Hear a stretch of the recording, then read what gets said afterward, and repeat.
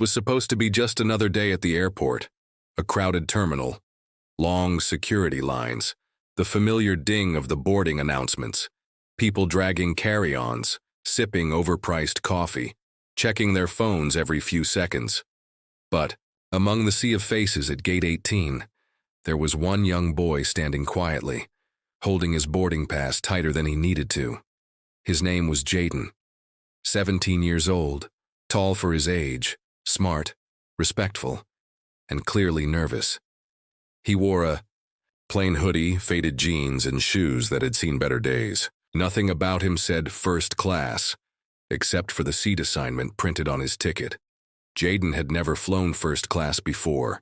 In fact, this would be his first time flying anywhere alone.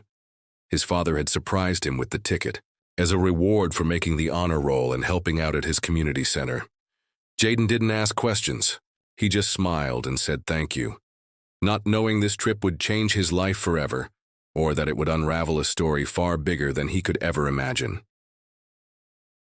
When he reached the front of the line to board, the flight attendant didn't even glance at his ticket. She saw Jaden, black, young, and dressed like any regular teenager, and made a quick assumption. "Economy is down that way," she said, pointing without looking up. Jaden paused. "I think I'm in first class," he said, holding out his boarding pass. The woman's polite smile dropped. She snatched the ticket from his hand, eyes scanning it as if expecting it to be fake. A few seconds passed, too long to be comfortable. Her brows furrowed. "Where did you get this?" she asked, her tone suddenly sharp. Jaden looked confused. "My dad bought it," she scoffed quietly, glancing at her coworker who raised an eyebrow. "Uh-huh," she mumbled, then handed it back reluctantly. "Fine, go ahead." He walked toward the first-class cabin with a lump in his throat, trying not to let the whispers behind him get to him. Other passengers were watching. Some looked curious. A few looked irritated. One man, dressed in a business suit and holding a briefcase, narrowed his eyes as Jaden passed. He leaned over to his wife and muttered something that made her frown. Jaden sat down in seat 1A next to the window. The leather seat was soft. The air smelled like mint and cologne, and there was sparkling water already waiting in the cup holder. But instead of feeling relaxed, Jaden felt like he didn't belong. People were still looking. The same flight. Attendant returned, leaning into his row like she was checking for something. "Do you need help finding your seat?" she asked again. "No," Jaden said, firmer this time. "This is my seat." She hesitated. "Right," she said slowly, then walked away. Just a few rows back, a pregnant woman was struggling to store her bag in the overhead compartment. Nobody helped her. People looked, but they didn't move. Her belly was clearly showing, her face pale and tired. Jaden saw her and didn't think twice. He unbuckled his seatbelt, stood up, and walked over. "You can take my seat," he said gently. She blinked at him. "What?" "I'm serious. Take it. It's more comfortable. You need it more than me." The woman hesitated, her eyes glancing toward the seat he came from. "That's first class," Jaden shrugged. "It's fine." He helped her move her things, offered her the window seat, and quietly walked back to coach. The people around him didn't say much. Some were surprised, others just looked the other way. He didn't care. He sat near the back, pulled out his headphones, and leaned against the window. What Jaden didn't know was that the pregnant woman wasn't just any passenger. And that seat he gave up wasn't just a place to sit. It was a decision that would ripple across more lives than he could imagine. Because tucked in her purse was a letter she had written weeks ago but hadn't found the right person to give it to. Until now. She watched Jaden from her seat. She saw how he smiled kindly even after being mistreated. She noticed how he didn't lash out or cause a scene. And as the plane began to taxi down the runway, she took out the note, quietly wrote a few more words on the back, and folded it carefully. Back in coach, Jaden had his eyes closed. But in the cockpit, the pilot was making a call. One that would interrupt the flight in ways no one expected. Because Jaden's father, the man who bought the first-class ticket, wasn't just a proud dad.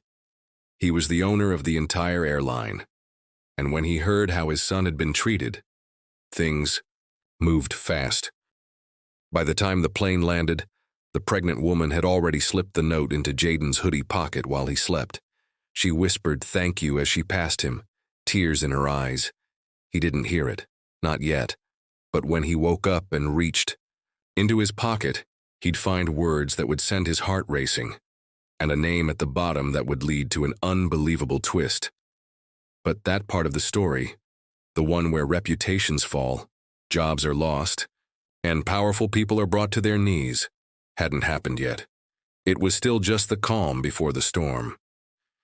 Jaden didn't notice the note until he was halfway through baggage claim. He'd gotten off the plane quietly, slipping through the crowd without much notice. He was used to staying low, not making noise. That's what his dad always taught him. Don't give them a reason to doubt you. Just be better, and let your actions speak. Jaden had lived by those words. But today, something about that flight still clung to him, like dust he couldn't shake off. He kept replaying the look on the flight attendant's face, the murmurs of the people around him, the way the man in the suit had stared like he didn't belong. He was reaching into his hoodie pocket for his phone when his fingers brushed a folded piece of paper. Confused, he pulled it out. It was creased but neatly folded. The handwriting was delicate, cursive, almost elegant. The top line simply said, "To the boy who gave up his seat." Jaden paused, eyes scanning the note. The airport noise around him faded as he read the rest. The words were short but powerful. It wasn't just a thank you, it was something deeper. A few lines about how much that small act of kindness meant, how hard her pregnancy had been, how people had looked at her with pity or annoyance, but never like she was still human. And then, at the bottom, a name. A full name. Not one Jaden recognized, not then, but a name that would soon become very important. There was also a phone number, and one final sentence. You don't know how big your heart is, but you will. Call me. Jaden stared at the paper, confused, then carefully folded it again and slipped it into his backpack. His ride was already waiting outside, a sleek black car with tinted windows. The driver greeted him with a warm smile and opened the door. It was one of the perks his dad insisted on whenever Jaden traveled. I don't care if it's just one night, his father would say. I want to know you're safe. But Jaden didn't feel safe, not in a physical way. More like something deep inside was off balance, like there were pieces moving behind the scenes and he had no idea what picture they were building. The driver glanced at him through the mirror. Everything all right, sir? Jaden nodded slowly. Yeah, just tired. Back at the airline headquarters, hundreds of miles away, a very different conversation was happening. Gerald Westbrook, CEO, majority shareholder, and Jaden's father, was sitting in a private office staring at his phone. His assistant had just walked in, pale, holding a report. You should see this, she said. He took the paper and read it carefully. Flight number, gate number, staff names, incident report. His hands tightened as he reached the section that described the confusion over a young passenger's seat. The words were carefully chosen, likely to avoid trouble, but he could read between the lines. He always could. The way they questioned Jaden's seat, the way the staff had whispered, and the note from a first-class passenger who had observed the entire thing and described Jaden's kindness, as well as the shameful behavior of the crew. Westbrook didn't say a word at first. He just leaned back in his chair and stared out the window. His jaw was clenched and his breath slow. He was a man used to power, boardrooms, decisions, contracts worth hundreds of millions. But when it came to his son, he wasn't a CEO. He was just a father. And right now he was furious. He picked up his phone and made a call. Start the process, he said coldly. I want full footage from the gate and cabin, all audio, and I want names. No more delay. Meanwhile, Jaden sat in the back of the car, still thinking about the woman from the flight. Her tired eyes, her small smile, the way she looked at him like she hadn't been seen in a long time. He pulled out the note again and read it twice. The name at the bottom was Dr. Elizabeth Monroe. That still didn't mean anything to him. Not yet. But someone else knew. Inside a news building on the other side of the city, a junior reporter named Tanya was scrolling through social media when she saw a post with that name. A blurry picture had been taken by another passenger during the flight, Jaden standing, offering his seat. The post had gone viral in a few small corners of the internet. Comments flooded in, people praising the boy, asking about him. Some questioned who he was. Others talked about how rare that kind of kindness had become.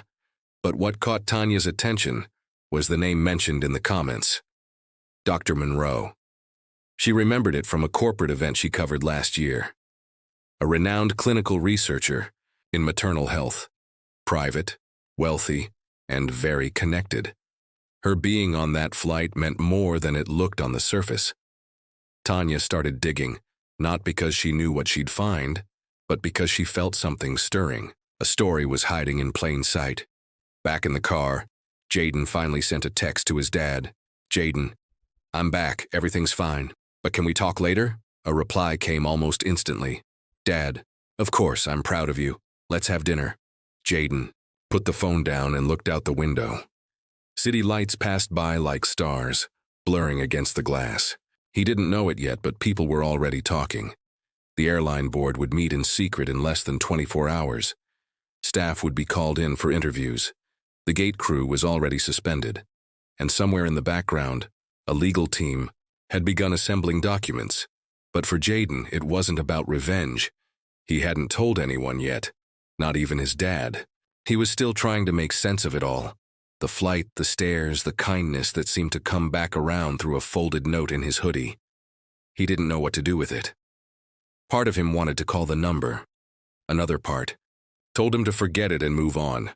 But the mystery was growing, because inside Dr. Monroe's note there was a name scribbled in tiny letters beneath her own. It was barely visible, but it was there. A foundation, one Jaden had never heard of, but one that had just secured a $500 million government contract for aviation-based medical research.